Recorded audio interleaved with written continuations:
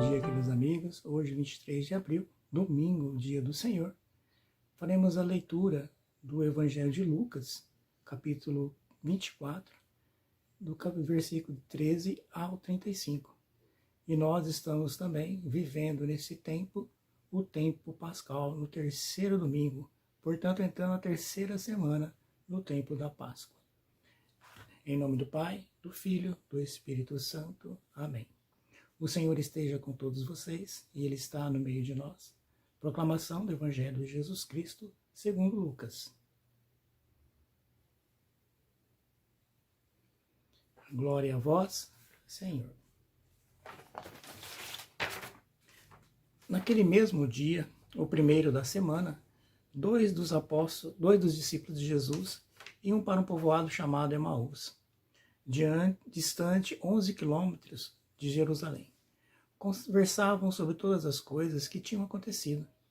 Enquanto conversavam e discutiam, o próprio Jesus se aproximou e começou a caminhar com eles.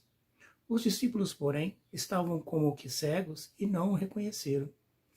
Então Jesus perguntou: "O que ides conversando pelo caminho?" Eles pararam, com o rosto triste, e um deles, chamado Cleófas, lhe disse: "Tu és o único peregrino em Jerusalém que não sabe o que lá aconteceu nestes últimos dias?" Ele perguntou: "O que foi?" Os discípulos responderam: "O que aconteceu com Jesus, o Nazareno, que foi um profeta poderoso em obras e palavras diante de Deus e diante de todo o povo. Nossos sumos sacerdotes e nossos chefes o entregaram para ser condenado à morte e o crucificaram. Nós esperávamos que ele fosse libertar Israel, mas, apesar de tudo isso, já faz 3 dias que todas essas coisas aconteceram. É verdade que algumas mulheres do nosso grupo nos deram um susto.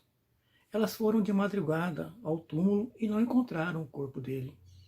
Então voltaram dizendo que tinham visto anjos e que estes afirmaram que Jesus está vivo. Alguns dos nossos foram ao túmulo e encontraram as coisas como as mulheres tinham dito. A ele, porém, ninguém ouviu. Então Jesus lhes disse: Como sois sem inteligência e lentos para crer em tudo que os profetas falaram. Será que o Cristo não devia sofrer tudo isso para entrar na sua glória? E começando por Moisés e passando pelos profetas, explicava aos discípulos todas as passagens da Escritura que falavam a respeito dele. Quando chegaram perto do povoado, por onde iam, Jesus fez de conta que ia mais adiante. Eles, porém, insistiram com Jesus para que Jesus ficar com eles. Quando se sentou à mesa com eles, tomou o pão, abençoou, partiu e lhe distribuiu. Nisso, os olhos dos discípulos se abriram e eles reconheceram Jesus.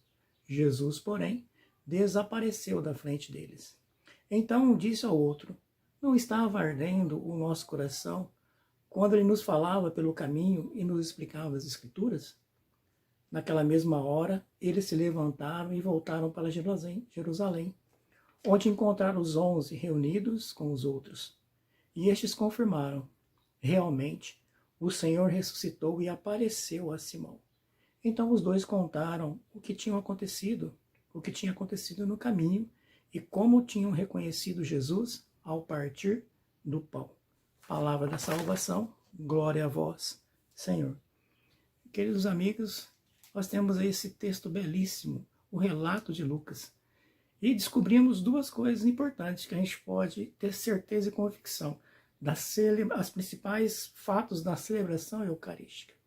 O primeiro deles é a conversa com os discípulos de Emaús, Jesus conversando.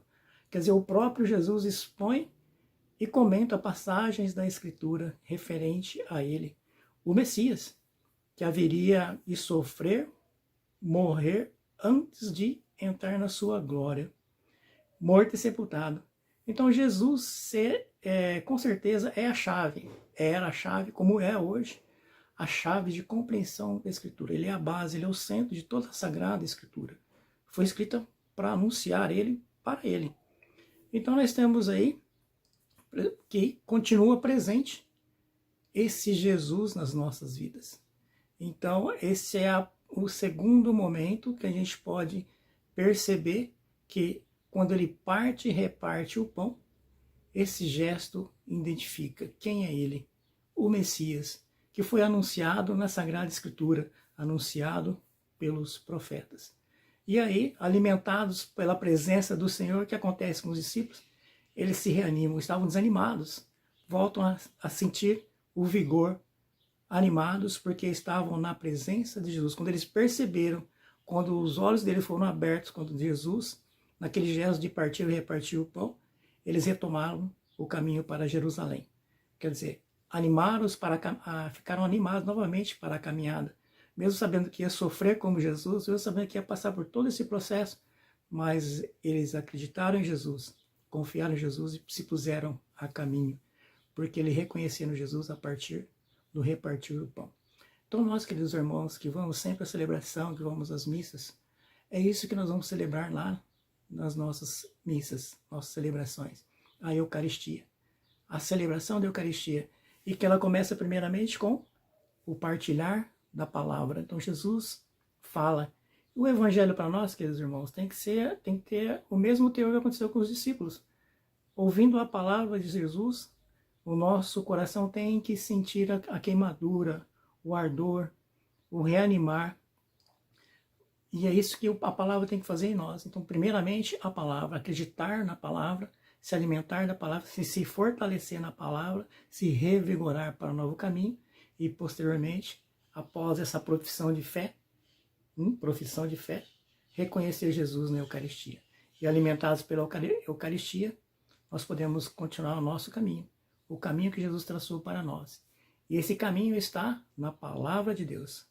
Precisamos da palavra de Deus para ser orientado, a nossa vida no caminho de Deus, no caminho de Jesus, em direção a Deus, o nosso Pai, Senhor.